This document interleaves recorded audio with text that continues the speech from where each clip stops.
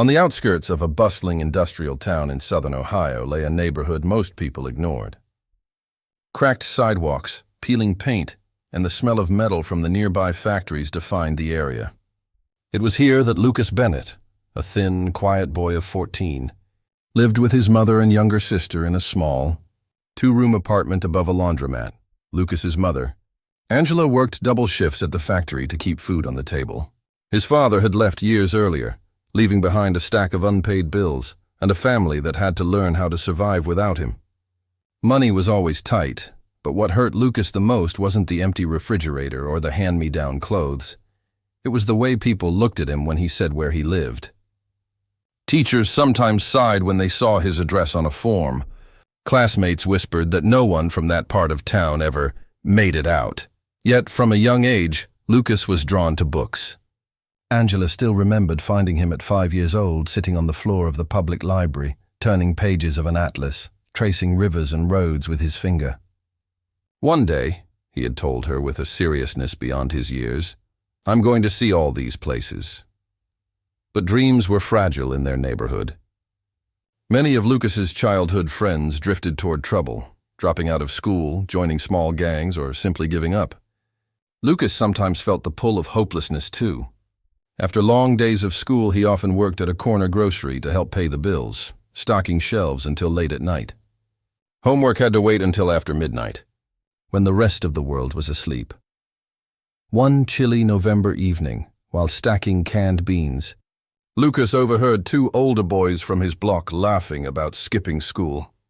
"Doesn't matter," one said. "No one cares about grades when you're broke. Just get a job." Lucas felt the words settle in his chest like a stone. Was it true? Could education really change anything for someone like him?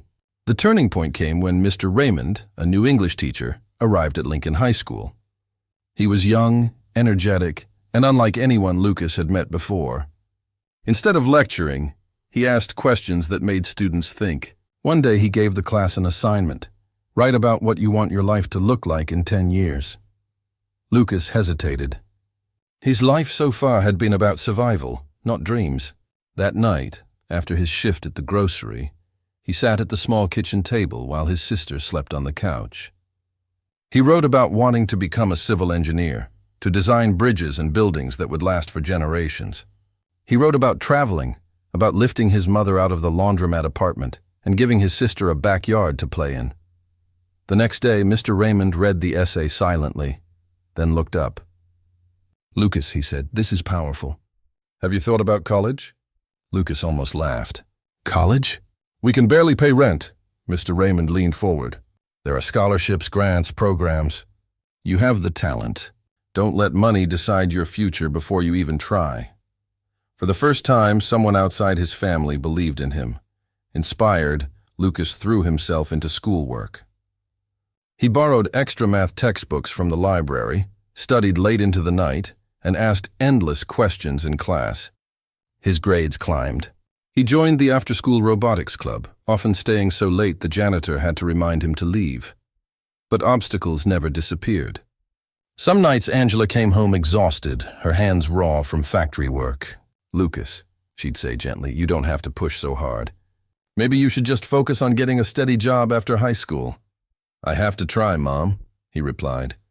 "If I stop now, it's over." The family faced emergencies, a broken water heater, unexpected medical bills that threatened to pull him out of school. Lucas picked up extra shifts at the grocery and tutored younger kids in math for a few dollars. He learned to live on 4 hours of sleep. At school, not everyone supported him. A guidance counselor once suggested he aim for a local trade program instead of a university. "Students from your neighborhood usually find college overwhelming," she said with a polite smile. Lucas walked out of that meeting with his jaw tight. He refused to let stereotypes write his story. During his final year, Lucas applied for every scholarship he could find. He spent hours writing essays on borrowed library computers. Rejection letters arrived first, each one a small sting, but he kept applying. Then one bright April afternoon, an envelope from Ohio State University arrived. His hands trembled as he tore it open. Full scholarship for engineering, tuition, housing, books, all covered. He ran to the factory where Angela was finishing her shift. Grease streaked her face, but when she read the letter, tears cut clean lines down her cheeks. "You did it, Lucas," she whispered, pulling him into a hug. "You're going to college." College was a different universe. Sprawling green lawns, towering libraries, and classmates from every background imaginable. At first, Lucas felt like an outsider. Students chatted about vacations in Europe or parents who were doctors and lawyers. He worried they could see the second-hand jacket he wore, or guessed that he sometimes skipped meals to save money for his sister back home. But the same determination that carried him through high school helped him here. He joined study groups, found a part-time job at the campus engineering lab, and sought mentorship from professors. Slowly, confidence replaced fear. Angela called every Sunday, her pride evident even through the crackling phone line. His little sister sent him drawings of bridges labeled with, "Build this one day." 4 years later, Lucas walked across the stage in a cap and gown, his mother cheering the loudest in the crowd. He graduated with honors and a job offer from a respected engineering firm. His first project involved designing a pedestrian bridge for a park near his old neighborhood. When the bridge was completed, Lucas organized a small ribbon-cutting ceremony. Children from the community ran across the structure, laughing, their footsteps echoing off the steel beams. Angela stood beside him, her eyes shining. "This is just the beginning," Lucas told her. "We can show everyone what education can do." Lucas didn't stop with his own success. Remembering how close he had come to giving up, he started a weekend tutoring program at the local community center. He partnered with his old high school, offering free workshops on college applications and financial aid.